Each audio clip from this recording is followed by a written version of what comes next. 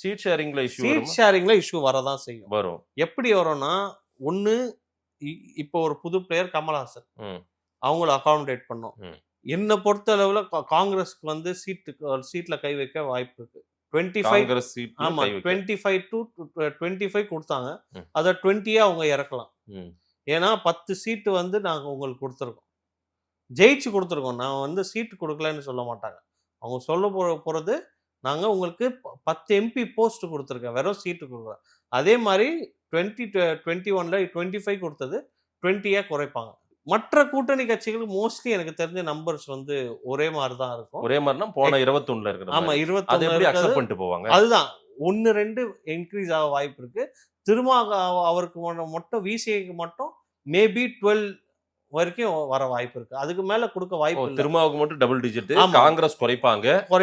Marxist நாங்க கண்டிப்பா வாங்குவோம். மார்க்சிஸ்ட்க்கு, கம்யூனிஸ்ட்க்கு, மார்க்சிஸ்ட் கம்யூனிஸ்ட், சிபிஐ, மதிமுக மற்றும் அவங்களுக்குலாம் வந்து போன வாட்டி கொடுத்ததான் மோஸ்ட்லி கொடுப்பாங்க.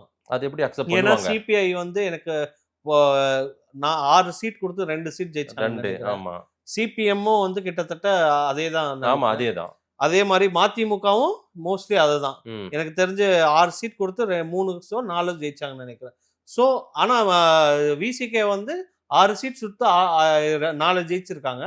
பிளஸ் எம்பி கான்ஸ்டுவன்சில 2மே தனி சின்னமா நின்று ஜெயிச்சிருக்காங்க. அவங்களுக்கு இருக்கிற பிரச்சனை, அவங்க வந்து மாநில அங்கீகரிக்கப்பட்ட கட்சியா மாறி இருக்காங்க. அதுக்கு வந்து அட்லீஸ்ட் டபுள் டிஜிட்ல அவங்களுக்கு வந்து இது தேவைங்க. இப்ப நீங்க சொல்றபடி பார்க்கும்போது விசிகாவுக்கு டபுள் டிஜிட்ல கொடுக்க வாய்ப்பு இருக்குன்றீங்க, காங்கிரஸுக்கு குறைப்பாங்கன்றீங்க. கரெக்ட். கம்யூனிஸ்ட், சிபிஐ, சிபிஎம், மதிமுக இவங்க காரணம் என்னன்னா, அந்த அலையன்ஸ்லயே இருக்கிறதுலயே வேல்யூபிளான பார்ட்னர் வந்து விசிகே. கம்யூனிஸ்ட், சிபிஐ, சிபிஎம், மதிமுக இவங்களுக்கெல்லாம் அதே சீட்டு தான் இருக்குன்றீங்க. இவங்களுக்கே அதே சீட் தான் இருக்கும்னா, எங்க அண்ணன் வேல்முருகன் போன்றவர்கள் எல்லாம் கொஞ்சம் அதிக சீட்டு கேட்கறதுக்கு இப்ப நாம் தமிழர்ல இருந்து ஒரு குரூப் எல்லாம் போயிருக்காங்க. வாய்ப்பு இருக்கு. அவங்க எல்லாம் கேட்பாங்க. அப்ப ஏகப்பட்டதா இருக்கு. அதுல வந்து எல்லாரும் உதயசூரியன் தான்.